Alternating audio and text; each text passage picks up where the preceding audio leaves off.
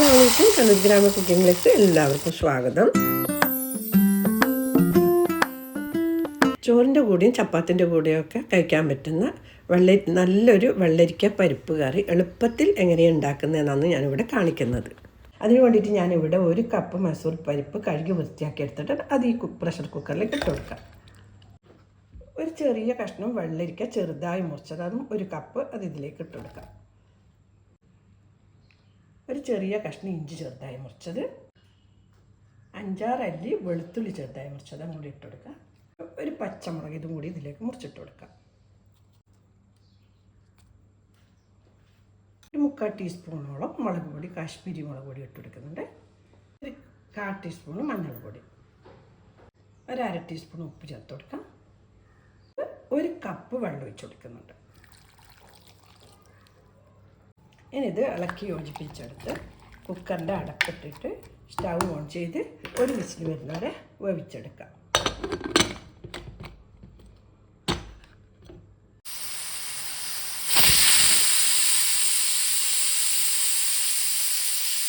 ഒരു വിസിൽ വന്നിട്ടുണ്ട്. ഇനി സ്റ്റൗ ഓഫ് ചെയ്തിട്ട് എൻ്റെ പ്രഷർ പോയതിന് ശേഷം തുറന്ന് നമുക്ക് കടുക് പൊട്ടിച്ച് വയ്ക്കാം. കുക്കറിൻ്റെ പ്രഷർ പോയിട്ടുണ്ട്, തുറന്ന് നോക്കാം.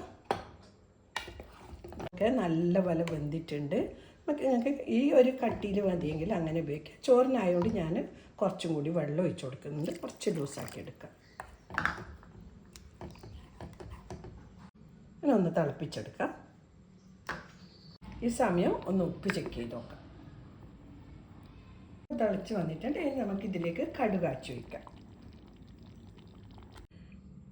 കടുക് കാച്ചുന്ന ഒരു പാത്രം വെച്ച് കൊടുത്തിട്ടുണ്ട്. ഇതിലേക്ക് ഞാൻ വെളിച്ചെണ്ണ ഒഴിച്ച് കൊടുക്കുന്നത് 2 ടേബിൾ സ്പൂണ് വെളിച്ചെണ്ണ ഒഴിച്ച് കൊടുക്കാം.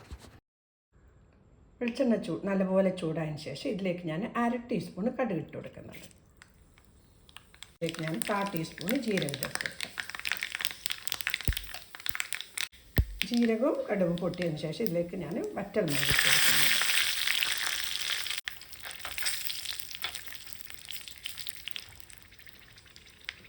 ഓഫ് ചെയ്തതിന് ശേഷം ഇതിലേക്ക് കറിവേപ്പില ഇത് കറിയിലേക്ക് ഒഴിച്ചു കൊടുക്കുക. നല്ല രുചിയുള്ള നാടൻ പരിപ്പും വെള്ളരിക്കും കറി റെഡിയായി. ഇത് പ്രഷർ കുക്കറിൽ 1 വിസിൽ വന്നാൽ നമ്മളെ കറി റെഡിയാകും. അതുകൊണ്ട് എല്ലാവരും ഒന്ന് ട്രൈ ചെയ്ത് നോക്കുക. ഇഷ്ടപ്പെട്ടിട്ടുണ്ടെങ്കിൽ ലൈക്ക് ചെയ്യുക, ഷെയർ ചെയ്യുക, നിങ്ങളെ വിലപ്പെട്ട അഭിപ്രായം അറിയിക്കുക. ഇൻഷാ അല്ലാഹ് അടുത്ത തന്നെ നല്ലൊരു വീഡിയോ ആയിട്ട് കാണാം. താങ്ക്